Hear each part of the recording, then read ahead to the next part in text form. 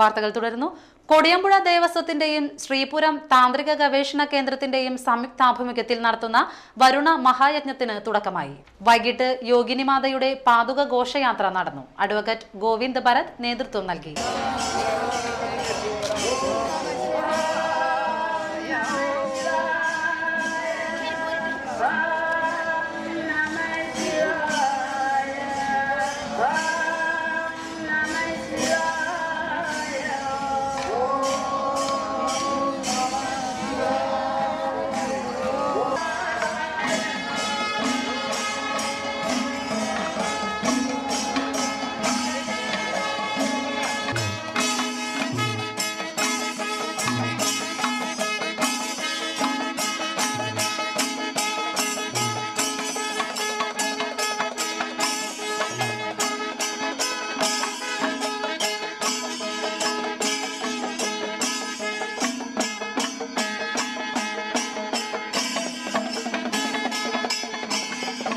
തുടർന്ന് KPC നാരായണൻ ഭട്ടതിരിപ്പാട് ധ്വജാരോഹണം നടത്തി.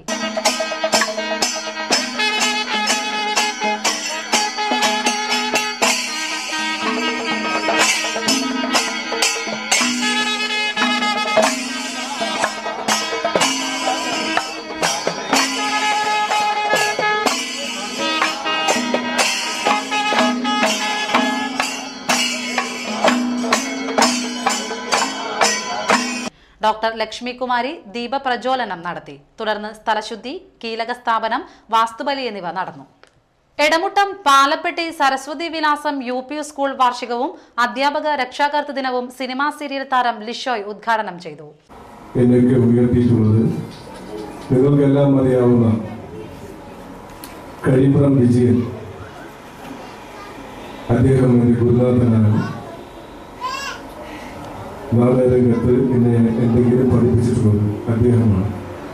അതേമാതിരി KU അരുൺ മാഷ്, അവരൊക്കെ ഒരുപാട് പ്രോത്സാഹനങ്ങൾ തന്നിട്ടുള്ള വ്യക്തികളാണ്. നമ്മുടെ നാട്ടുകാരുമാരുമായി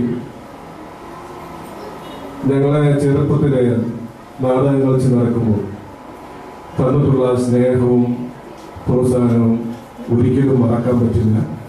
നിങ്ങളോടൊക്കെ ആ സ്നേഹം കൊണ്ടാണ് ഞങ്ങളൊക്കെ വളർന്നു വന്നത്. PTA പ്രസിഡന്റ് TH റഹ്മത്ത് അധ്യക്ഷയായി. വാർഡംഗം Saina Dileep, Valappad AO AB Jayaprakash, Usha Babu, MR Subhashini, CP Shanthakumari, KK Sugathan, Nurjahan Saleem, NA Anurag, KR Sridevi, VB Siraj, TS Radha എന്നിവർ സംസാരിച്ചു. തുടർന്ന് കുട്ടികളുടെ കലാപരിപാടികൾ അരങ്ങേറി. തൃപ്രയാർ ക്ഷേത്രത്തിൽ ആന അനുസരണക്കേട് കാട്ടിയതിനെ തുടർന്ന് പ്രഭാത ശീവേലി 1.5 മണിക്കൂറോളം വൈകി. വെള്ളിയാഴ്ച രാവിലെ 6:15ഓടെയാണ് സംഭവം. ദേവസ്വം ശ്രീറാമിനെയാണ് പ്രഭാത ശീവേലിക്കായി നിയോഗിച്ചിരുന്നത്. എന്നാൽ ആനയെ ശീവേലിക്ക് കൊണ്ടുപോകുന്നതിന് പാപ്പാന്മാർ എത്തിയെങ്കിലും ആന മടി കാണിക്കുകയായിരുന്നു. തുടർന്ന് 1.5 മണിക്കൂറിന് ശേഷം പുല്ലൂറ്റ് ഉണ്ണികൃഷ്ണൻ എന്ന ആനയെ കൊണ്ടുവന്ന് ശീവേലി നടത്തി. ഉത്സവ എഴുന്നള്ളിപ്പിനിടെ കാരണമില്ലാതെ ആനയെ പിൻവലിച്ചതിന് ആന ഉടമ നഷ്ടപരിഹാരം നൽകണമെന്ന് കൗൺസിൽ ഫോറം വിധിച്ചതായി ഉത്സവ കമ്മിറ്റി ഭാരവാഹികൾ വാർത്താ സമ്മേളനത്തിൽ അറിയിച്ചു. ഹർജിക്കാരായ പെരിങ്ങോട്ടുകര കിഴക്കുമുറി ഉത്സവ കമ്മിറ്റിക്ക് 1,16,000 രൂപ നഷ്ടപരിഹാരം നൽകാനാണ് വിധി. 2011 ഫെബ്രുവരി 28 നടന്ന പെരിങ്ങോട്ടുകര ശ്രീ സോമശേഖര ക്ഷേത്രോത്സവ എഴുന്നള്ളിപ്പിൽ കിഴക്കുമുറി ഉത്സവ കമ്മിറ്റിക്ക് വേണ്ടി ബുക്ക് ചെയ്തിരുന്ന പെരുമ്പിള്ളിശ്ശേരി TR ആന്റണിയുടെ ബാസ്റ്റ്യൻ വിനയശങ്കർ എന്ന ആന പങ്കെടുക്കാതിരുന്നതിനാണ് നടപടി. ഉത്സവ കമ്മിറ്റി ഭാരവാഹികളായ നാരായണൻ വാഴപ്പുള്ളി, സുഗുണൻ ചാഴുപുരയ്ക്കൽ എന്നിവർ വാർത്താ സമ്മേളനത്തിൽ അറിയിച്ചു.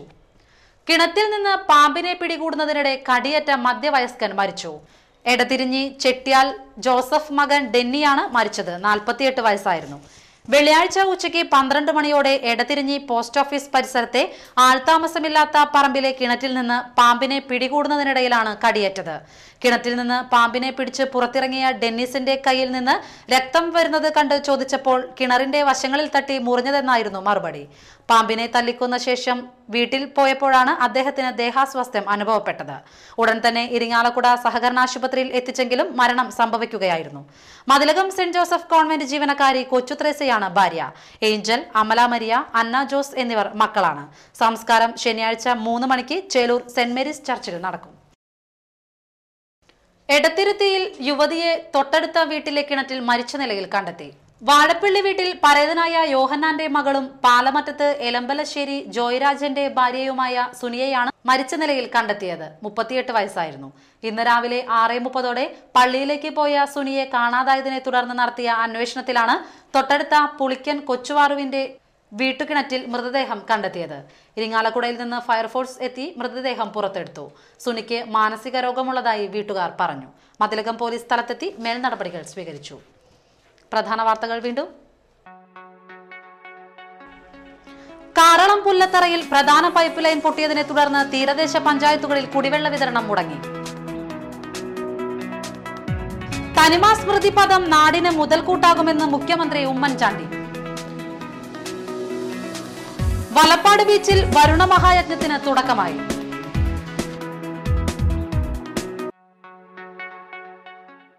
വാർത്തകൾ കഴിഞ്ഞു. നമസ്കാരം.